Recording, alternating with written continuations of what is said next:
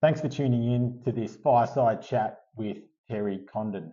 Terry is a cash flow expert, and the reason that I wanted to interview Terry is because managing your cash flow is such an integral part of home ownership, from saving for a deposit through to paying off your loan and being able to afford all the other niceties of life that you want to, such as travel and education for the kids and all the rest of it. So sit down, enjoy. Thanks for tuning in, and hope you enjoy this session with Terry Condon from the Cashflow Co. Firstly, welcome, Terry. Really appreciate you taking some time out of your busy schedule to join us here today. Firstly, just wanted to get into it, mate, and just tell us a bit about your current role and how you got into being a cash flow expert, and a bit about your professional background. Thanks, mate. Thanks for having me. Professional background. So did not start in money, started in sport, actually. So I spent 10 years working in elite sport and really loved my time in elite sport. And I became fascinated with, I guess, people, behavior, goals, habits, all those kind of things. And I was actually quite a nerd when it came to behavior, when it came to what is it that makes people tick? What is it that makes people do the things they know they should be doing? Love that career. Did that for a good 10 years, but it does sort of flatten off at a period of time, and it does become very insecure, especially around the time that you start to sort of move into, kids, marriage, mortgage, all that sort of thing. And I didn't want to be a sports gypsy, traveling around trying to find another contract to pick up my family every couple of years. And there was a point where money came into focus for me, where I was like, I need to actually build a bit of a runway to move towards my next part of life. And I actually just ended up getting fascinated in money after that. And I was like, it's all behavior, all of it. And I could start to see, I got hooked up with my co-founder, Ryan. Ryan was my financial advisor, and he sort of helped me get over the bridge from saving to investing. And I just love that whole process. And I also thought, like, why does it take so long for us to really get across this? And what sort of stops us? And so we decided to team up, build a business around coaching and helping folks with the day-to-day, week-to-week, month-to-month habits that do build wealth over time. Excellent. Well, it sounds when you're talking about those day-to-day habits that, the link back to high-performance sport is a pretty clear one, that if we want to be high-performing in our financial lives, that psychology really around money would have a lot of links back to high performance. So I guess where we want to take it a little bit today is with a little bit of a slant towards buying property and property investing, and a huge part of that is around being able to manage your cash flow. So when we think about buying a property and possibly investment properties, there's so many implications around that cash flow journey, from saving to for a deposit, to managing ongoing repayments with a busy life. Probably just start wide, mate, and just thinking, in your mind, where should someone start when it comes to planning to save for a home or for any sort of major purchase or life event? Yeah, just to clarify, are we talking about maybe your first property or your first investment property, or does it matter? Yeah, it doesn't really matter, but let's start with, you're a first home buyer, you want to get into the market, and you've got this big savings goal, which is the deposit to get into your first property. Yeah, so, I mean, as you know, I don't want to preach to the converted here, but it's all about presenting yourself well to the banks, and you need to show that you're a really good bet, that you could pay your bills. Absolutely. And so half of this is about the story that you can tell, and it's about the deposit itself is kind of a proof point for the banks. But it's also, I think, a really important prerequisite for you, because if you can't build the habits to save for a deposit for yourself, then you really should second guess whether owning a property, whether you're ready to own a property in that sense. So where to start is, like, really to be honest with yourself about that, and then set a very clear target. So the biggest thing that we've kind of found is a lot of folks, we can actually lock in on building a deposit because it's a clear target. And one of the most important things that we've found is that we really need to be able to see ourselves on the other side of a financial decision in order to be able to make all of the little decisions that precede it to get us there. And so we have these different practices that we teach with our method. And the first one we call it future authoring. And that's about you walking yourself to the top of the mountain and really just going, what's it look like? If I look around, what does it look like up here? And is it worth it? Is the juice worth the squeeze? Yeah. And so This sort of the bit of a visualization process. It is, yeah. So there's a concept in psychology called time preference. And actually, it's an economic concept. It's called time preference. And what that means is humans will place a higher priority on today than they do tomorrow. And that's pretty rational when you think about it, because today is certain and tomorrow is uncertain. And so it makes more sense to put a heavier weighting on what's certain. Where we can run into trouble is if we don't have any vision of the future, then today just looms very large in our mind. And so whatever's interesting, whatever we desire today, that actually takes up all our attention and not actually what we're dreaming about accomplishing tomorrow. So we need to make the dream bigger so that our desires are smaller. And that's why it's actually really important to be able to actually see yourself on the other side. Whenever I was working with an athlete in sport, they had such a clear vision of where they were going. If you stood in front of them, they would just stare straight through you. That's how clear it was. And when I say clear, what I mean is you actually need to walk around this home mentally. And you need to say, oh, there's 3 bedrooms, and in the second bedroom is bigger than the third. And in that second bedroom, there's a walk-in robe, and the walk-in robe's got this in it. The clearer you can be, the more you calibrate that time preference and the more you lower it. So tomorrow looks more bright and shiny, and today is a little bit less important. So you start making decisions to be able to accomplish those goals because your time preference is lowered. Does that make sense? Yeah.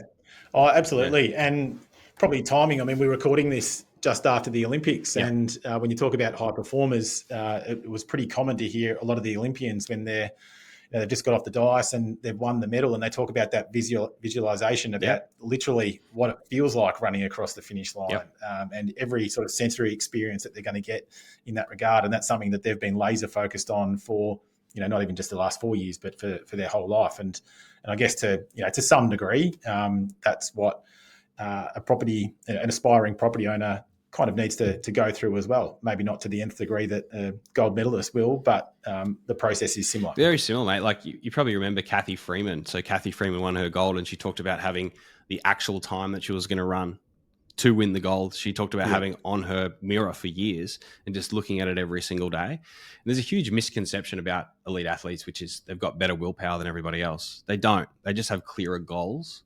And every time you have a decision in front of you, they can see the opportunity cost of that decision, right? So yes, I can do this thing now, but what does it mean for me later? Humans make much better decisions when we make them in the presence of trade-offs. So if you don't actually have a future or a goal that's very clear for you, there is no trade-off. So you're just asking yourself this question, which is, should I or shouldn't I?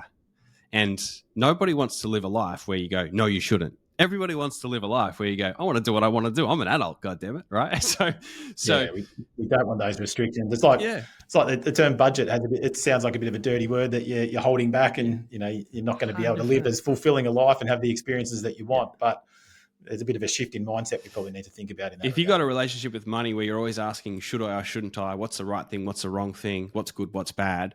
It probably shows that you don't have a clear vision of what the money's for. You're just thinking about money, and that's a really hard way to live, because it does create kind of a bit of a toxic relationship, like a real sort of boom bust relationship with money. So athletes aren't they don't have better willpower. What they do have is a clearer vision. They have clearer trade-offs between their decisions, and they have better habits. That's what they have. Yeah. So I guess habits probably leads into the next question, is that once we're clear on that vision and where we want to go, and what that house looks like, and perhaps their financial future as well, they might want to buy a couple of investment properties down the track. How do you normally have discussions with clients around sort of mapping out that path to get there to that end destination? Yeah, once you know, okay, we want to do this, and the key word that I'd use there is want. Like, lean into your wants. Your wants are creative and productive. If you think about your partner, right? You first decided that you wanted to be with that person, and then you showed up as the best version of yourself. So don't judge your wants. Declare what those wants are. And then once you really go, look, that's what we want. Because wealth is having more of what you value. Money is just the way we measure and move value. So get clear on wealth, separate it from the money. Once you've done that, now you start looking down into where we are we right now? What's happening for us? How fast are we moving? Where are we going? And we call that monitoring your vitals, actually knowing your numbers. So now you want to dig into the spreadsheet, but you don't want to do that before that part, the other part. You want to do it after you've got very clear on what you're actually trying to accomplish, because now you can start to problem solve and reverse engineer for what needs to be true in order to be able to accomplish where you're going. And I think this is where a lot of folks stuff it up. They sort of either don't do the first part or don't do the second part, or just do the first part without the Right. second part, but you actually have to do the Or both. just jump. Yeah. Yeah. Does that make sense? And jumping straight into saving money without any clear direction of how long it's going to take you, how much you need to save every month or every paycheck. Yeah, it's like, right, we need to get spend. a house, stop drinking coffee. You're a bit aimless. You're just sort of signing up for a shitty life for a period of time until one day you feel like you're going to be happy. But when you walk in your house, you're going to realize, okay, it's another roof over my head. That's great. Like, it's a good accomplishment, but the hedonic sort of treadmill keeps going, right? So you actually just normalize that within 2-3 months. You're like, and so you don't want to hate the process, thinking that on the other side of a house is going to be a completely different life. Yeah. So I heard an old business coach, Keith Abraham. He's a cracker. I don't know if a lot of people in the industry, in the financial services industry, would have seen Keith, and he always had a saying that once you know the why, your how becomes clear. Exactly. So there definitely is a process to it. 100% agree. Yeah.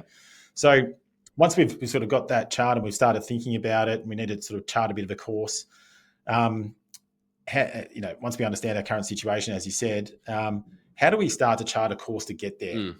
What are the sort of step-by-step processes that we need to think about when it comes to budgeting? Yeah, so when you have the gap, so where we want to be, where we are right now, the difference between those two, the next thing we need to do is we need to set up really very tight feedback loops between the decisions we're making today and the impact on the goal tomorrow. And what this means is, probably this is where a lot of folks go wrong with, we just use the word budgeting, right? And like, to come back to the sports analogy, like, I think we use the word budgeting, and it's a very narrow view of actually what cash flow is. Cash flow isn't budgeting, and budgeting isn't cash flow. Cash flow is a set of skills, financial skills that you can acquire to accomplish your goals. Budgeting is merely one of those skills. It's just one of those things. And so we kind of think about it a little bit more broadly. And what we're trying to do is build a system. Almost, it's got to be three things. It's a financial operating system, we call it. It's got to be a scoreboard, it's got to be a dashboard, and it's got to be a record. So scoreboard surfaces a sense of progress. How fast are we moving? How soon are we going to get there? Is what we're doing working? It's got to answer those questions for you at all times. Dashboard shows you how to make great decisions on the fly, right? Because it's surfacing the information you need to be able to figure out, okay, if I do this, what's going to happen with this? And what are those trade-offs that I'm making as I'm kind of moving towards my goals? And then record, this is probably one that I don't think anyone in finance really talks about, is actually building a body of work, the evidence that you're accomplishing things, the evidence that you're moving in the right direction. Because self-efficacy is the best predictor for accomplishment. You believing that you can accomplish something is the best predictor of whether you will actually accomplish it. And the best way to build self-efficacy is evidence. And you need to accumulate it, and you need to actually make it visible. So you need like a trophy cabinet that says, I'm pretty damn good at this, and I'm doing really well all the way through. So your financial operating system should do those three jobs for you, because your pathway to property ownership or whatever the financial goal, it's never a linear pathway. I'm sure you've seen it, Michael. Your life takes twists and turns, right? So it's like your saving strategy doesn't go in a straight line, does it? No. There's a lot of peaks and troughs, and there's unforeseen events that get in the way. With life. It's what happens. Yeah. So you need mechanisms that help you course correct, because the brain operates off negative feedback. And what I mean by that is it says, no, that didn't work, do something else. It doesn't learn by when something works. It just says continue, right? It learns by, okay, that didn't quite work, or I'm not quite going as fast as I want, or that's not quite the thing. And it's course correcting all the time. Just think about it like what's the word? It's one of the, I can't remember the mechanism of, like, they have it in the rockets, and it's like always keeping it on track. But there's a stat. I know. Yeah, I'm trying to find gyroscope. Gyroscope. It's a gyroscope. Gotcha. Yeah. So a gyroscope is what keeps you on track, right? And your financial operating system should essentially be that gyroscope that's helping you surface the right information to keep you course correcting, because it's a wayfinding process. You're always wayfinding towards your goal. And if you do this right, what you're going to find is, and this is what's kind of interesting about, like, those stats with the rocket ships, is they're actually off course 98% of the time, because they're course correcting the rest of the time, because it's always like, not quite there, not quite there. And that's kind of what cash flow has to do for you. If you think about cash flow as a set of skills and tools that sits underneath it, that has to perform that role of being that gyroscope, so that you're always course correcting in the right way towards your goals over time. Because you can't predict what's going to happen. Yeah. You don't know. You just have to have systems that are flexible enough to help you adapt on the fly, keep moving towards your target. Yeah. And is that a problem that you see with some clients that are coming to see you, that they might have tried budgeting in the past, but they've been far too rigid with their approach, or they go way too hard too early and think I'm going to save 70% of my income, and then realize after 3 months that it's not sustainable, and they think that they're the worst ever at managing cash flow, and they've almost given up. They need a more sustainable system. Yeah, unfortunately, the way we're educated to think about budgeting is actually not budgeting. So I think a lot of people think they're budgeting, but what they're doing is forecasting and then setting up a rigid prescription that always is going to fail. At some point, it's going to fail because no month follows the exact same as the previous month. They're never the exact same month, right? So to sit down and say, okay, so just map out your expenses and then just project it across the year and then set it and forget it and automate everything. That doesn't build self-efficacy because it doesn't encourage you to make decisions with your money. It doesn't encourage you to actually get in and understand anything. It's trying to make it easier for you. And it's actually, to be fair to those solutions, they do a great job if you've got no clue about money and they get you off zero, and then maybe they get you out of debt to a certain point. But they kind of like financial tourniquets, right? Like you put on a tourniquet to stop the bleeding, but if you leave that tourniquet on, you probably have to amputate the leg. So you need to graduate beyond that. I think if you're destined to fail. Yeah. And so a lot of people, what happens is we try to hold on to that financial tourniquet, and when it doesn't quite work and when it's just restricting us, we say, it's a problem with us. We don't have the willpower to be able to do this. We just can't figure out this money thing. And we sort of internalize that. When in fact, what happened is the prescription that we use is kind of out of date, and we need to graduate from that to start to build a set of skills. And by the way, these aren't complex skills, Michael. These are really basic things, small things done well, compound, and it's your behavior that has to compound before money does. So, and this is all like research backed, right? There's a study, our method's based off this study, The Millionaire Next Door.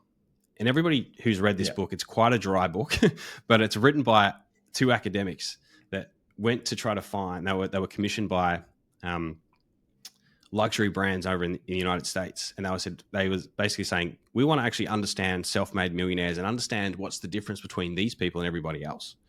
And what are they doing differently? What are the common threads and patterns? And the first thing was actually pretty funny. They went to the big kind of shiny neighborhoods with the sexy cars and things, and they couldn't find any. They just found like upside down balance sheets. But when they did find these folks, what they found was there's a lot of different sort of things they're doing, but there's only a few things that you could reliably sort of say, that's a principle. That's something that it's not going to change, and that they all do differently. Because you could be a self-made millionaire as an employee, you could be a self-made millionaire as a business owner, you could be a self-made millionaire in so many different ways. And you could also invest in different asset classes and still make it all happen. Those things are they're not steady. There's only one stat that's steady. Only one stat. And that was, how much time a month do you spend actively managing your money? That's it. So when we looked at that, we're like, well, that makes a lot of sense when you think about it, right? Because if you spend a little bit more time with your money, you're going to build the skills. If you're going to build the skills, you'll actually start going a lot faster because you're going to learn more. And the more you learn, the faster you go. Which makes a lot of sense, right? Yeah. It's a bit like, the old saying about if you had 4 hours to chop down a tree, spend 3 to sharpen the axe and 1 to go with it. It's the building that right strategy initially.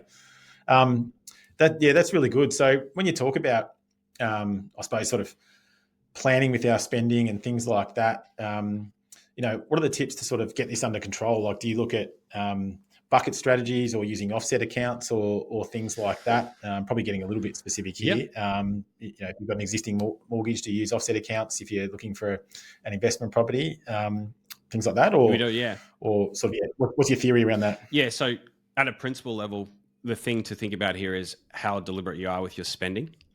And so the more deliberate you are with your spending, the more likely you will be saving. So this is where the difference between, we were discussing before, between forecasting versus budgeting. Budgeting is you actually saying, I have this much and I'm going to allocate it towards this. I'm going to send this much towards my goals, this much towards living the good life right now, and this much towards paying my bills. That's a very different process to kind of like the set and forget automated thing. So we definitely advocate for buckets. We think that's a really good idea because what it does is it gives you containers for progress, and it also surfaces the spending trade-offs that you're making because You'll be able to see where you're pulling something from. For example, let's say you do have a goal for your first home or your first investment property, and you're moving through the month, and then a friend of yours comes to you and says, we're taking this weekend trip away. It's going to be the best thing ever.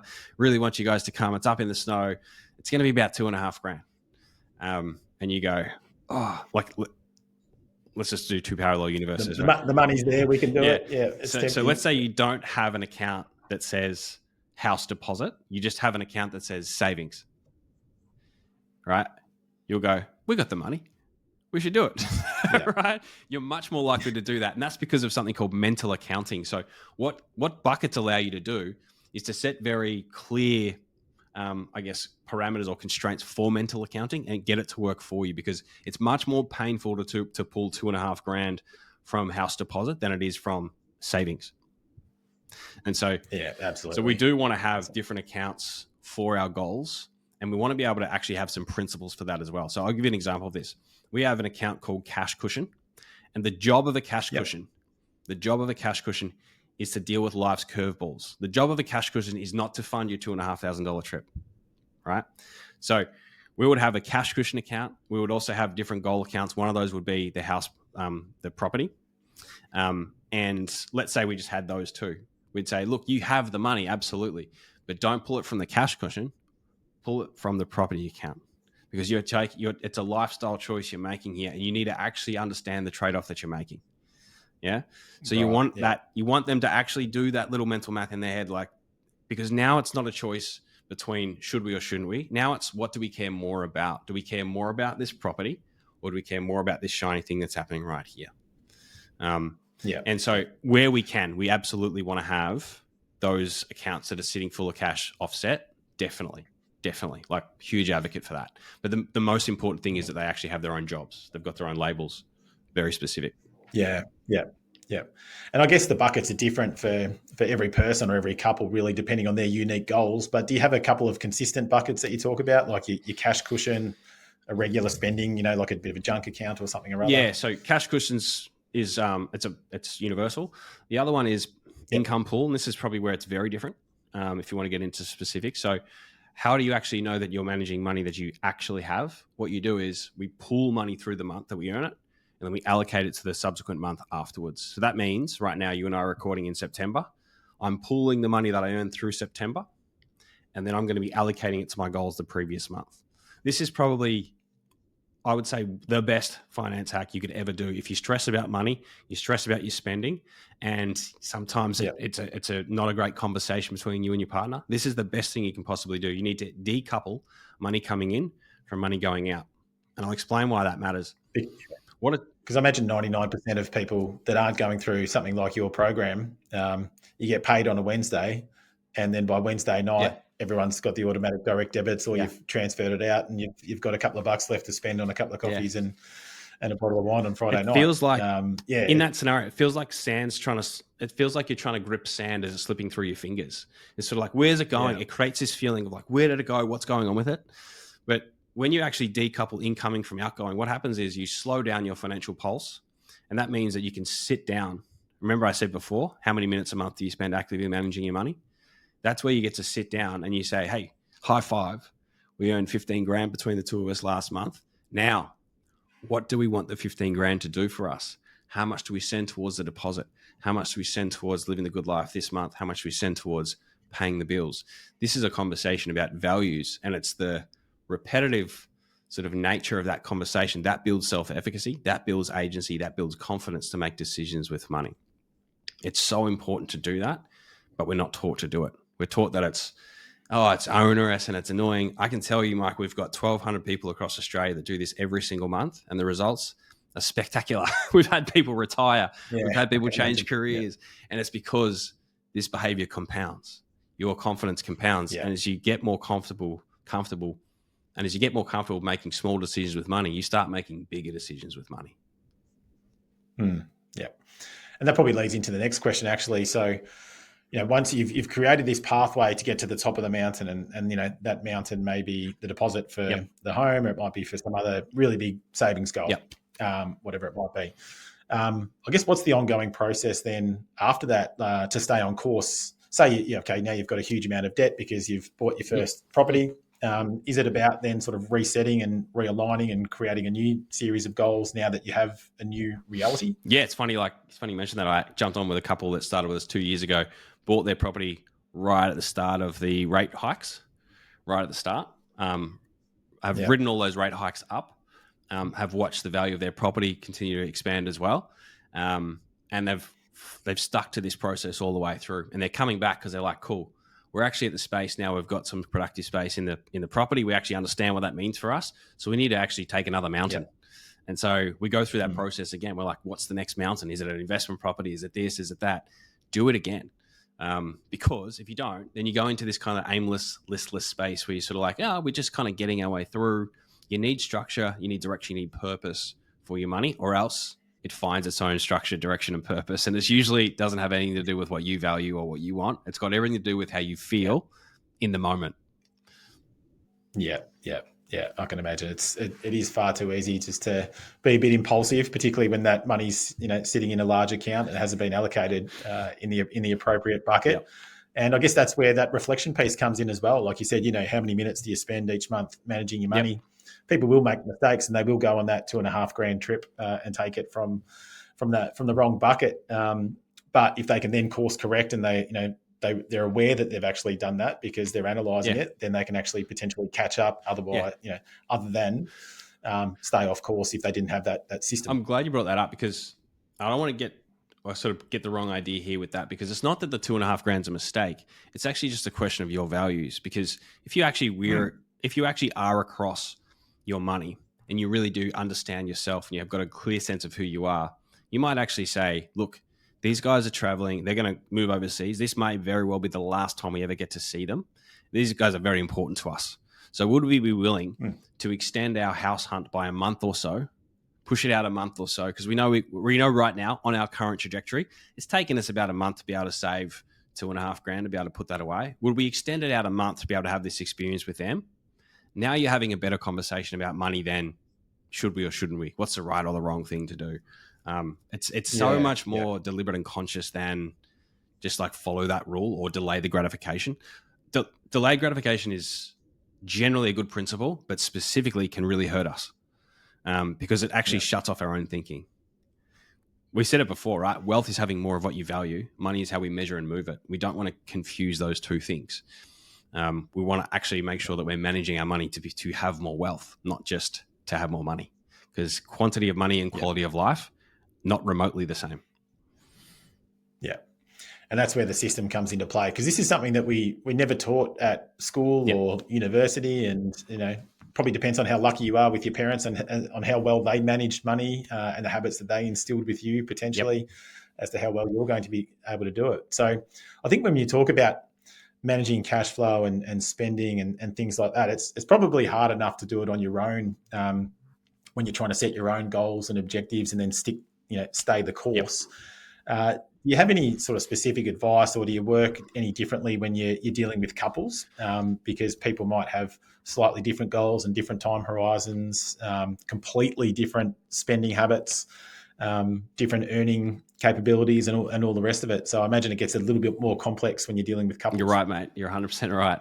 And I'm glad you asked that, because it probably shows the value of, so the home itself would be a discrete goal within a bigger financial vision. That bigger financial vision has to encompass both people, and it has to reflect their shared values and also what they want to accomplish in their own lifetimes as individuals and as a couple. So the way we do that is, I've kind of mentioned it a few times here, but I'd say we've been doing this for a long time now. So thousands of hours spent with couples, really understanding what's getting in the way with this. And it is where we start to conflate money with everything else. And so we've got a very clear definition. We want to set a financial vision that decouples money from three other concepts: wealth, rich, and success. Wealth isn't money, rich isn't money, and success isn't money. Money is a mechanism for moving and measuring value, right? Yeah. Right? Wealth is having more of what you value. Success is living with less obligation. Rich is living with less obligation. And then success is dying with zero regrets. So the first thing is sitting down and going, what is the vision we have for our life? and then we figure out the role money has to play in it. Because if we do this, what do you value? Well, I value adventure, and I value flexibility, and I value this. But what does that actually mean? Well, that means that I want to be able to change my job if I want to. I want to be able to fire my boss if I want to. It also means that I want to be able to work wherever and whenever I want. So that's going to create a set of constraints around how I can earn, what I can earn, and what kind of earning I will do in what career. You want to get super clear on that stuff so that your financial goal doesn't stop you from having what you actually value. It should be a part of and sit within the value. And I'd say this is where a lot of couples go wrong, zeroing in on like a discrete goal, not actually having it within the context of a bigger, broader vision that excites and inspires both of them, where they go, that's sick. That's exactly what we want. That's the life we want. And the house fits into it right here. So we get super myopic around that one thing instead of going, no, what are we trying to build here? What kind of experience are we trying to have? Because it's not money that's scarce, it's time. But we act like it's the opposite, right? We act like money is scarce and time's abundant, but it's time that's scarce. And if you don't actually sit down and define what you want to do with your time here, then what happens is you just get sucked into these mimetic money games, and you go, fuck, the neighbor's got a bigger house, we've got to upgrade. My brother bought out, we're going to get, you know what I mean? And you're kind of getting led. It's like a social gravity pulling you in this direction. You can turn around and go, well, I've been working this job I hate for 40 years. And I just did it because we bought this house. So it's not, I'm not saying you shouldn't buy a house. I'm saying buy it within the context of a bigger vision. Yeah. Buy the right type of house for your means and your vision. Yeah. Absolutely. Yeah. I like it. I guess once people have taken on a mortgage, right, all of a sudden you've got this huge amount of debt, probably fearful that they're going to live a restricted life for a long period of time. How do you think about being able to manage, existing debt repayments, which might be quite significant, particularly for first home buyers, given the prices of properties these days? Yep. Sort of while still maintaining a lifestyle, because you've still got to live, right? There's no point in biting off more than you can chew. Or you're probably thinking about what you've just said previously. It's actually probably choosing a bit more wisely about the house originally and not getting yourself in too much debt and making those choices that align with your broader long-term goals potentially. Yeah, I think there's a few layers to this, and it's super relevant right now. Obviously, the last 2 years, the fastest rate rises in Australian history, I believe. So that changes the goalposts a lot. And actually, I was one of those buyers that bought like right at the top, or like right at the bottom of where rates are, and rode the rates up. What's interesting is for us, like we would model, and we did model where we get to now against our current income, but also think about how things can and will change as well. So, at the time it was interest rates or whatever they were, it was like 2% or whatever. And I'm like, well, let's model it out to 6% on our current income, see what that actually looks like. And this is where forecasting is actually quite valuable, because you actually do want to project out income. You want to project out expenses. You want to see what things are looking like. You want to understand the seasons of how you spend and save throughout the year. We know, right? I can tell you now that after September hits and October, spending goes up because the sun's coming out. We're spending more time socially. Like that is actually how it works. We can't pretend that that's not the case. So you actually want to look at that and go, okay, but when do all my big bills hit? What do they cost across the month? What am I spending on insurance? Really get a good sense of that. Now plug in, what does it look like to have a mortgage? When do rates hit? What would the rates be? How much would we expect to be spending on maintenance? Game the thing out, walk yourself into that future and feel what it would feel like and go, well, could we handle that? And if rates moved up until this, what percentage of our income, our current income, would we be spending on housing? We really don't want that to be getting beyond 50%. We want it, like that's quite high. We want it to be ideally sitting 35, 30, even less ideally. But this is kind of where I think education around debt's really important, right? Because debt load and the feeling of debt is acute in the first, let's call it 3 to 5 years. And then the debt load or the feeling of debt changes dramatically. Now debt's working for you. Now debt's making your life better because you're essentially benefiting from inflation. You might be better explain that than me. I think there's a huge mental shift when you buy your first home. I was speaking to a client this week actually, and they've saved up quite a bit of money, $300,000 to $400,000 for a pretty significant deposit. and they joke that, oh, now I'm going to be poor again, because essentially they've had that security blanket, that comfort of just having a significant sum of money that they've saved up, and it's quite rewarding, and it's nice to see all those zeros in the bank account. But now they're going to drop most of that onto a deposit. It all disappears. It's a very different shift in mindset. And coupled with that is you've got a very significant debt that may take up to 30 years if you don't have an appropriate repayment strategy as well. So I think everything that you're talking about really ties in well with developing that ongoing repayment strategy when we're talking about mortgages specifically, to potentially pay down that debt a heck of a lot sooner. And, when you model it out, you do the numbers, you save a few years on your repayments, whether that's through additional repayments or just effective use of offsets and the like. You can save yourself life-changing amounts of money. So Massive. Getting on top of this is really huge. Critical. And I think from our experience, right, if you're coming into that and you do have the financial skills that you've built over time, you don't stress about whether you can manage the mortgage. You already know, you know what the implications of it are, but you actually have the skills of self-efficacy to know, well, this is how we would deal with it if that happened. This is how we would deal with it if that happened. And the other part of it is, I think, breaking it down and realizing that, beyond sort of a 70% LVR, where you're actually owning beyond 30% of the home, this is where you start to have very different choices in life. This is where things start to feel very different. You obviously want to, pay down your mortgage as quick as you possibly can because it's non-deductible debt. But if you've got productive space, you can also start to really make your money work for you. This is where, your investment property, number one, starts to come into focus. And if you do have the cash flow skills, you can actually understand, well, if we could have that and it was neutrally geared or whatever, or we could have to contribute very little to it, now we're going to own a bigger capital base. And what does that mean for us in retirement? It's probably hundreds of thousands of dollars. And so just continue to educate yourself around those moments, because otherwise you just get sort of sucked into this feeling of like, debt's bad, heaps of debt is even worse, shouldn't have debt. But actually, if you're using debt to acquire a bigger capital base of high quality properties, real assets, in an economy where the currency continues to inflate, then you can be a winner in that game as opposed to a loser, because it's very hard for savers. You can't save faster than they print money, whereas it kind of works for you if you've got a property. Yeah, 100%. And as you talk about, just it's that ongoing maintenance of reviewing your system that you've built when it comes to managing your cash flow. I guess we do a similar thing when it comes to speaking with clients and having those annual reviews to manage what are they doing with their repayments, how are they getting ahead, how can they maybe get ahead further, how can they use the equity in their property to to then leverage again and start accelerating their wealth creation. So it just highlights the importance of that ongoing system and that ongoing assistance as well from experts that can really help you get ahead. It's the killer move in an inflationary system, in a credit-based system, understanding credit and how to manage it and how to use your cash flow to be able to, I guess, acquire more assets. Think about Monopoly, right? How do you win? You just get more properties.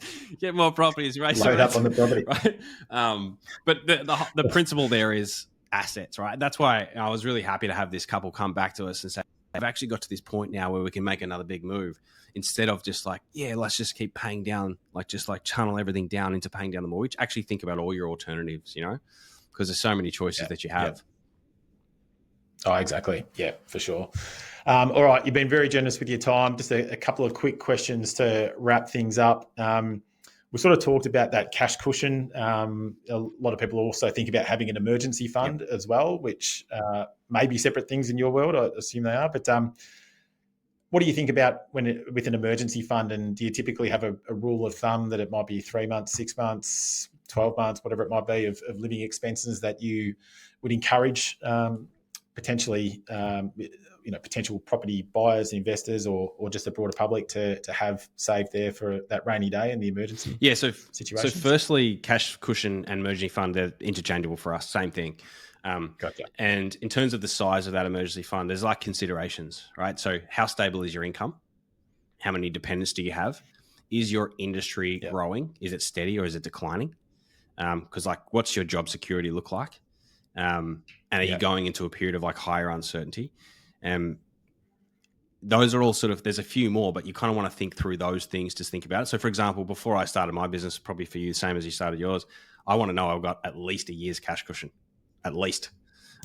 Because you kind of go, well, I don't know what this next 12 months looks like. I want my cash cushion to actually fund the whole thing so I can just actually think clearly about this process. So it really does depend on your scenario. So for example, we've got a GP in the program at the moment, and she's like, oh, I've got this like 12-month cash cushion. And I'm like, you're a GP. You literally can print, like you could just go and take another job and raise 20 grand in the next 3 weeks if you want to.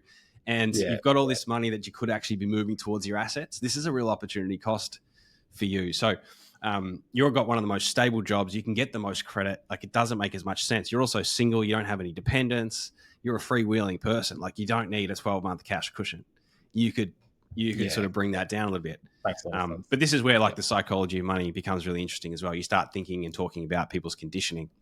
And there's like 4 jobs that people give money, and we don't really understand that we give it, but safety, security, satisfaction, and survival. So, we give money those 4 jobs if we're not actually thinking about it, if we're feeling, and if we're relying on our conditioning when it comes to money. We're either using money to satisfy our desires, we're using it to feel safe and secure, we're just using it to just get by, or we're using it to signal some sort of superiority. And if you're not aware of that, what you can have happen is money's using you. You're not using it. You're not actually consciously thinking about your situation. Yeah, it's that conscious aspect of everything to do with money, which, you've highlighted really well throughout our conversation.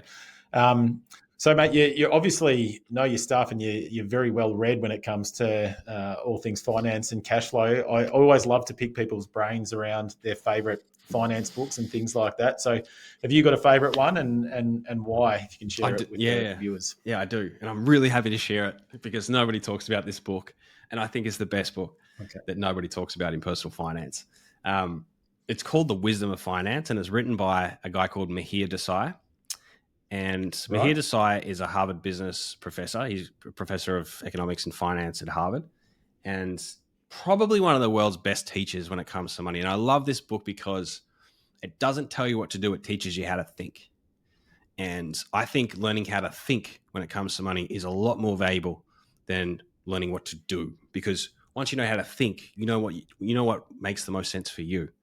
So I think like the value of self-awareness and the value of understanding the mental models of money is much greater than the tactical sort of stuff, because the tactical stuff is very context specific. Very context specific. I see a lot of advice. A lot of folks online, a lot of the financial influencers will put up and say like, oh, you do this, I should do this. And I see a lot of advice, particularly around couples. Terrible advice. Yeah. Terrible advice, and it's because it's a bespoke solution for a problem that you don't even know. And I'm like, have you tested that? Do you know that actually works? Like, it's actually just, this is what works for me. And I'm like, have you even asked your partner if that works for them? You probably haven't, right? Even like, it gets the clicks. Ramit Sethi, right? I look at Ramit Sethi's stuff, and I read his first book, love it. But here's another example of this kind of prescription mentality, not actually teaching you how to think, telling you what to do. And if you look at Ramit Sethi's life, he's doing all this stuff on couples. And I'm like, it actually doesn't work. And I can tell you that because we're spending thousands of hours with couples all the time, but very categorical in his opinions. And it's hard to explain that. But the books that are sort of telling you like, this is the only thing you ever need to read, and the books that like, they're overselling how simple it is. They're the books being too prescriptive. They're the books to be just take with a grain of salt. And these books here, I know it's not going to ever be I know it has actually sold a lot of copies, but the value of this kind of book is, I think, much higher. Yeah. Very good and great explanation. So really appreciate your time today, Terry. It's been awesome. You've shared a lot of gems, and I'm sure everyone that's watched this far has gained a heck of a lot from the conversation. Now, if anyone that has sort of, if it's triggered anything for anyone and they want to get in touch with you, what's the best way they can do that? Where can we find Hopefully you? I haven't triggered anyone. In a good way. Triggered the need to think about their own cash flow. So there's 2 ways, mate. So you can go to the cashflowco.com.au is our website. Obviously, you can find us on socials there as well. We do have a podcast as well, which is a great way to spend a bit more time with us and get a better sense of whether we're full of shit or we actually know what we're talking about. Because there is a lot of shit out there. And the podcast, we're about to rename it. So when's this actually going to be published? very soon. Okay. So I'm going to tell you. I'll put both names in the comments. I'm going to tell you the new name, and I'll tell you the existing name. So the existing name is Wealth Time Freedom, is the show, and it's about to be renamed to Money Minded, is what it's going to be named. Money Beautiful. Minded. Is that a world first exclusive here on the show? Probably is, actually. There you go. Not that anyone gives a shit, mate. Well, for the millions of prospective viewers of this show, mate, we might have landed a big one there. So, Love it. No, I appreciate it. And I've heard a lot of your podcasts. There's a wealth of gold and quality information and conversations in those. So for anyone that is watching, please, feel free to jump on and listen to a few of Terry's podcasts. And if any of that resonates and you want a bit of a hand getting ahead financially and scrutinizing your cash flow to get, to make those big purchases and to live a wealthier life, really. And we talked about the different definitions of wealth. By all means, reach out to Terry at the Cashflow Co. All right, mate. Thanks very much again for your time, and we'll speak soon. Thanks so much for having me.